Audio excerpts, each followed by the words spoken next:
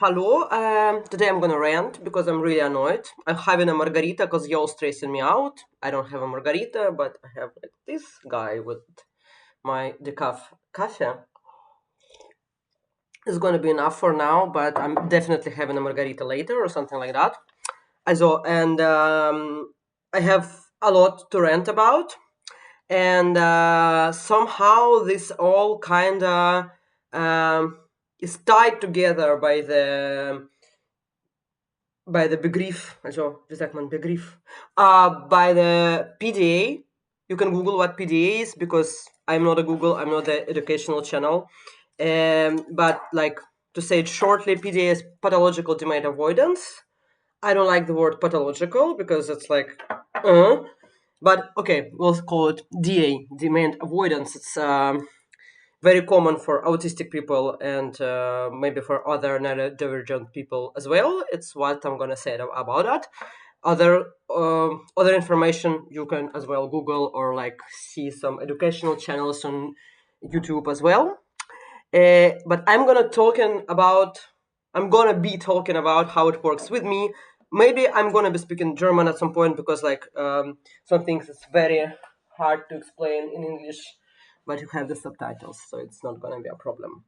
And I'm gonna do my nails because like they needed to get done, and also I have this. It's like the biggest pinkle that I had seen in my life. It happened today, obviously, because I'm so nervous. I'm so erschöpft for everything, for people, and yeah, pathological demand avoidance, whatever. Actually, like it comes very, very fast to this channel because the reason why I started this channel was that I wanted to do the review on very specific book, which I did read by this time, have been reading at this time, and I got it at the bibliothèque library. And I wanted to do this review so much, and I had a lot to say about it, so I have postponed the date in which I need to bring my books back to the library 3 times. Did I do this video in two months? Of course not, because I kind of needed to do this video. Like, I had to. And this is the reason why I didn't.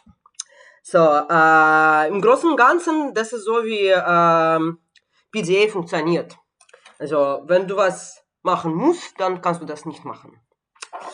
And it comes to everything, because like, for example, the friend of mine, she did ask me how the pathological demand avoidance works with you, how it like affects your life. And I was like, I'm gonna send you the voice message. It was 3 or 2 weeks ago. Did I send this voice message? Of course not. Because if you have pathological demand avoidance, I need another term, another begriff. I don't know how to call that. If you demand avoidant, then everything, like everything people ask you for, it sees as a demand. It looks as a demand for your brain. It sees your brain thinks it's a demand. And also not everything other people ask from you, but also the things you ask from yourself. It's, for example, why I never could maintain a strict schedule. You know, like when you're a teen, you're like, make yourself a schedule for the day. Like, for example, 7 in the morning, I wake up and then I do like my workout, and I do this and then I do that. And I always did write it very, very detailed. And I would never, ever be able to stick to it because it felt like the demand. But I haven't knew that back then, so I just thought that I'm lazy or something.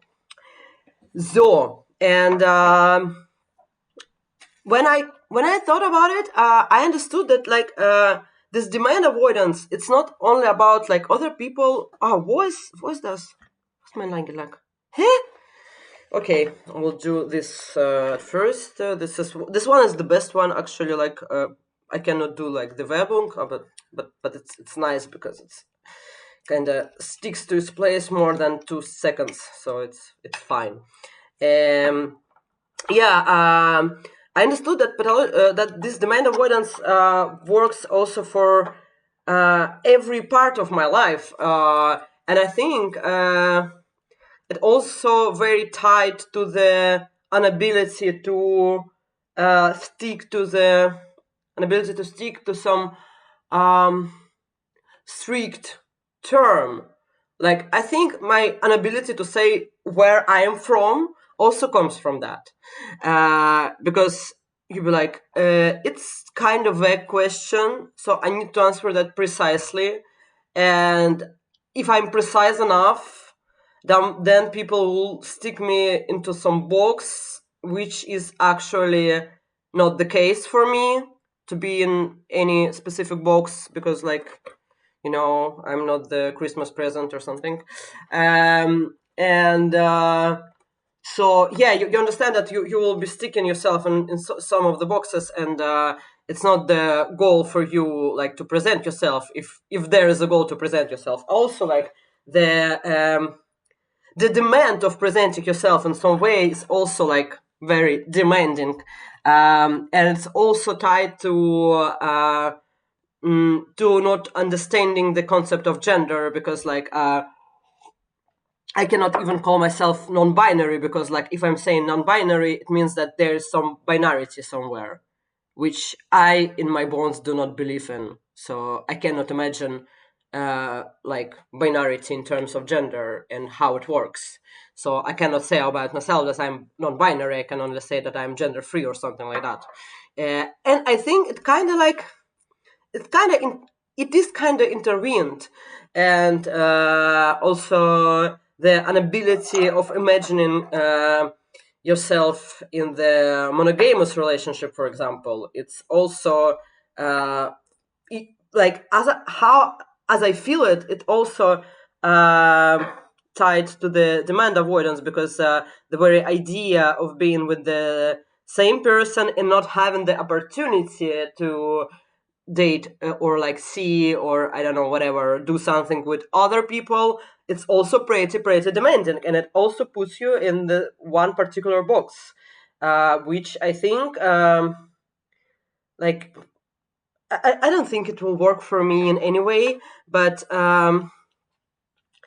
it's I'm just talking about me, right? I'm not saying that this person did cheat because they have a condition. No, it's never an excuse. Never. You need to understand what's going on with you. You need to understand what you can live with, what you cannot live with and you need to build your life and relationships around that, around your understanding of who you are. It's a very important thing to say, despite it's being quite obvious. But I saw a lot of people like excusing their behaviors with I have borderline bipolar disorder, or I'm so rude because I'm autistic. No, you're just rude.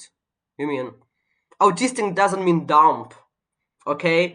Yeah, and I woke up pretty exhausted. I mean, like, there's a word in German, erschöpft, which means like exhausted, but like 10 times more. Like, there is actually no translation for this word in English, because maybe English speaking people, they don't understand how hard the life actually is, so they don't have it.